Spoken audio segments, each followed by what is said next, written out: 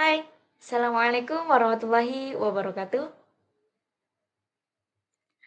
Ada pepatah mengatakan bahwa tak kenal maka tak sayang. Jadi, di sini saya akan memperkenalkan diri saya terlebih dahulu.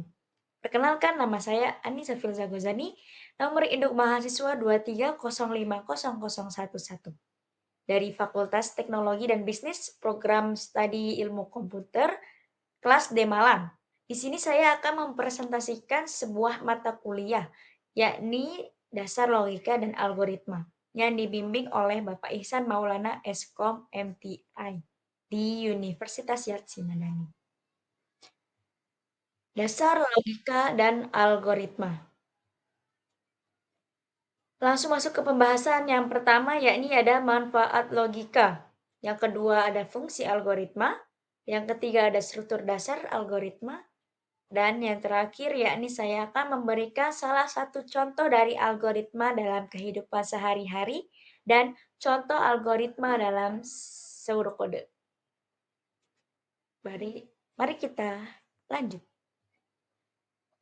Selanjutnya yakni manfaat logika, yakni pembahasan pertama, manfaat logika. Yang pertama yakni berpikir kritis dan rasional. Berpikir kritis dan rasional di sini itu dapat membantu menganalisis informasi, memecahkan sebuah masalah, dan membuat keputusan yang tepat. Manfaat yang kedua ada meningkatkan kemampuan komunikasi. Dapat membantu menyampaikan ide dan gagasan dengan jelas dan logis. Yang ketiga, manfaatnya yakni memperkuat kemampuan pemecahan masalah. Memperkuat kemampuan pemecahan masalah ini itu dapat membantu mengidentifikasi sebuah akar masalah dan menemukan solusi yang efektif dan tepat. Dan manfaat yang terakhirnya saya ambil yakni meningkatkan kemampuan belajar. Dapat membantu memahami konsep dan teori dengan lebih mudah. Salah satu contoh dari keseluruhannya yakni yang pertama memilih berita yang kredibel dan menghindari informasi yang menyesatkan. Jadi kita tidak boleh memilih berita yang menyesatkan kayak berita-berita hoax. Yang kedua, menentukan strategi terbaik untuk menyelesaikan tugas atau proyek. Jadi jangan asal-asalan untuk membuat strategi tugas atau proyek tuh. Dan yang ketiga, contoh ketiga yang saya ambil ini menganalisis argumen dan mengidentifikasi kesalahannya. Jadi eee, sebelum kita membenarkan suatu info, maka kita harus mengidentifikasi kesalahannya apa aja, ada salahnya salahnya ada apa aja. Lanjut, kita masuk ke pembahasan yang kedua ya belum belum. Jadi mengapa logika dan algoritma itu tidak dapat dipisahkan?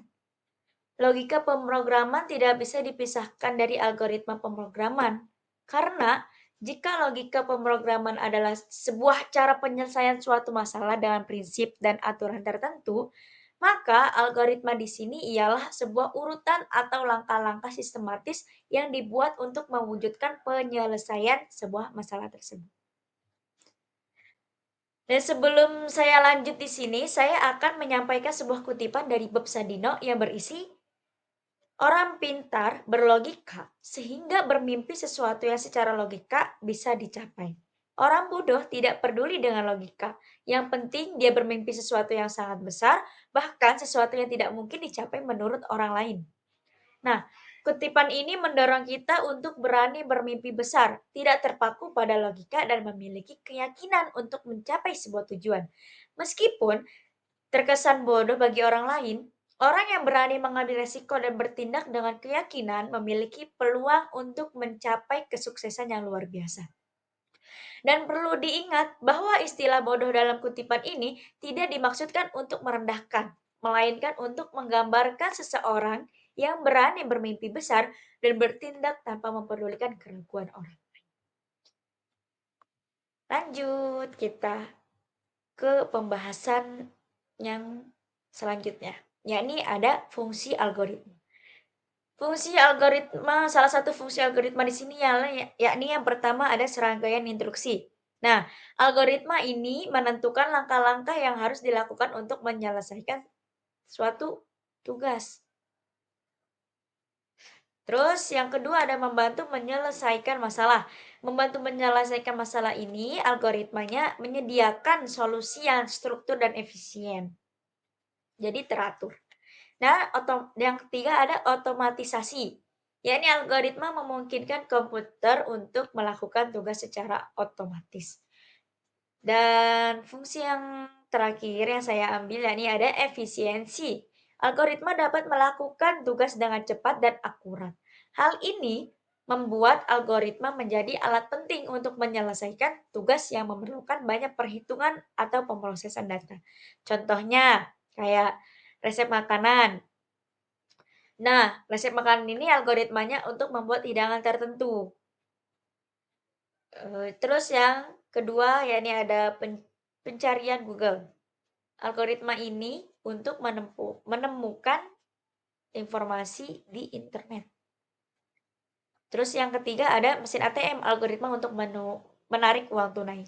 Jadi kita kan harus apa namanya, menyusun sebuah langkah-langkah untuk membuat hidangan tertentu, mencari pencarian Google pun harus ada langkah-langkahnya, kayak mencari misalnya kita ingin mencari gambar gambar SpongeBob, jadi kita harus ketik dulu gambar SpongeBob gini gini gini. Dan mesin ATM ya, ini algoritma untuk menarik uang tunai. Jadi sebelum kita mengambil uang tunainya itu pasti kita harus ada langkah-langkahnya terlebih dahulu. Sebelum itu kita harus memasukkan ATM terlebih dahulu kan dan seterusnya. Terus ya pembahasan selanjutnya yakni struktur dasar algoritma. Yang pertama ada urutan. Urutan adalah struktur dasar algoritma yang paling sederhana dalam struktur ini. Dalam struktur ini, instruksi dijalankan satu persatu secara berurutan dari atas ke bawah. Contohnya kayak mengganti ban mobil. Terus yang kedua ada perulangan. Perulangan adalah struktur algoritma yang digunakan untuk mengulang instruksi tertentu selama kondisi tertentu terpenuhi. Contohnya kayak menghafal rumus matematika. Yang ketiga ada percabangan. Percabangan adalah struktur algoritma yang digunakan untuk memilih instruksi yang akan dijalankan berdasarkan kondisi tertentu. Contohnya seperti memilih rute perjalanan. Di sini saya akan memberikan sebuah contoh algoritma kehidupan sehari-hari, yakni tentang membuat Indomie goreng. Langkah-langkahnya, yang pertama yakni siapkan bahan-bahan, Indomie goreng, bumbu Indomie goreng, dan air. Yang kedua, siapkan peralatan. Siapkan peralatan seperti panci, spatula, dan piring. Yang ketiga, memasukkan air ke dalam panci secukupnya, lalu panaskan air dengan api besar hingga mendidih. Lalu masukkan mie ke dalam air mendidih, aduk mie sesekali agar tidak lengket. Langkah selanjutnya nih, masak mie selama 3 menit. Lalu tiriskan mie dari air. Setelah 3 menit berlalu, tiriskan mie dari air rebusan dan tuangkan ke dalam piring. Dan masukkan bumbu indomie goreng, aduk mie hingga merata, tambahkan telur jika ingin, dan indomie pun siap untuk disantap. Ini salah satu contoh algoritma pseudokode, mungkin bisa dilihat. Yang pertama ada inisialisasi untuk awalan dan yang kedua proses untuk bagaimana cara prosesnya dan yang terakhir ada output dan kalau yang output itu setelah semuanya jadi. Oke, terima kasih. Saya ucapkan terima kasih saya ucapkan, semoga bermanfaat. Kurang lebihnya saya mohon maaf. Wassalamualaikum warahmatullahi wabarakatuh.